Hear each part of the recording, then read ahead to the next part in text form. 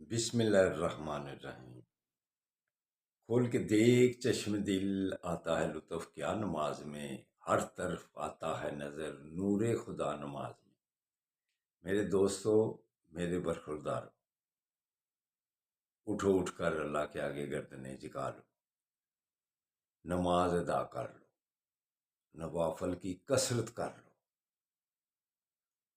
اور سنت باقاعدگی سے ادا کرو۔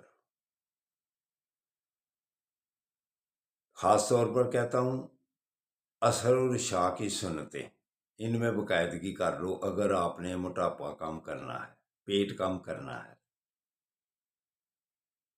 تو اس کے بعد یا نافیو اللہ کے ناموں کا ورد کیا کرو، پھر زندگی میں جو بھی کام آپ شروع کریں گے آپ کی مرضی کے مطابق ہوں گے۔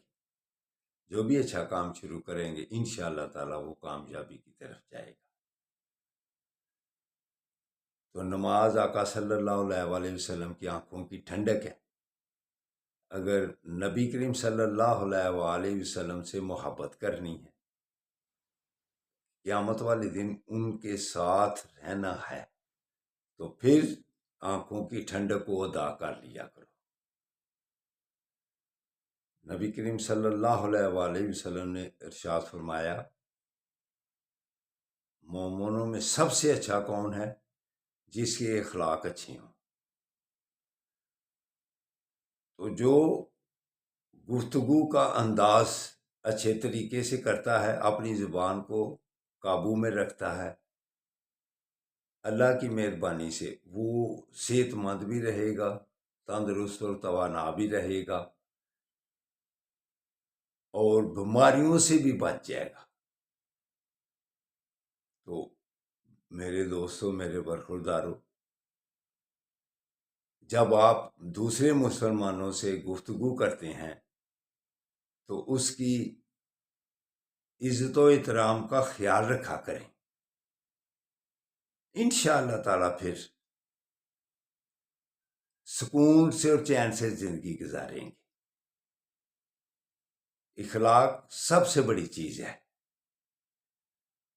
تو میرے دوستوں، میرے برخورداروں، جس نے اپنی زبان کو کنٹرول کر لیا وہ کامیاب زندگی گزارے گا اللہ کی مہربانی سے۔ تو اٹھو اٹھ کو میرے دوستوں، میرے برخورداروں، حالات اب صحیح ہونے والے ہیں۔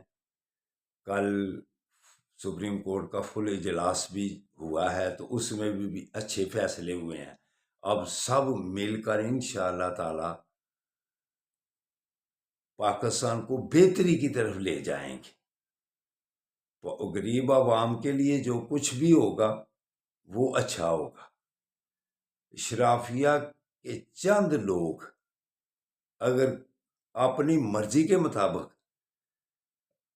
حکومت کو چلائیں گے تو غریب عوام تو اور پس جائے گی۔ کتنی مہنگائی ہے اور کتنی عوام کے اوپر بوجھ ہے مہنگائی کا، وہ چین اور سکون سے کیا زندگی گزار سکتے ہیں؟ جب بل دیکھتے ہیں تو بے ہوش ہو جاتے ہیں، کئی خودکشی کر لیتے ہیں۔ تو ایسی پالیسی ہونی چاہیے جو غریب عوام کے لیے بہتری لائے۔ تو میرے دوستوں، میرے برخورداروں، اٹھو اٹھ کر ہم پاکستان کے بھی دعا کریں، اور اسرائیل کی جو اس نے افراتفری پھیلائی ہوئی ہے دنیا میں، اس کے لیے بھی دعا کریں کہ غزہ کے مسلمانوں پر جو ظلم ہو رہا ہے، شہید ہو رہے ہیں، ان کا بھی کچھ ازالہ ہو، اور اسرائیل کو تباہ کرنے کی سب مسلمان مل کر کوشش کریں۔ اللہ حافظ، اللہ حافظ، اللہ حافظ، اللہ حافظ۔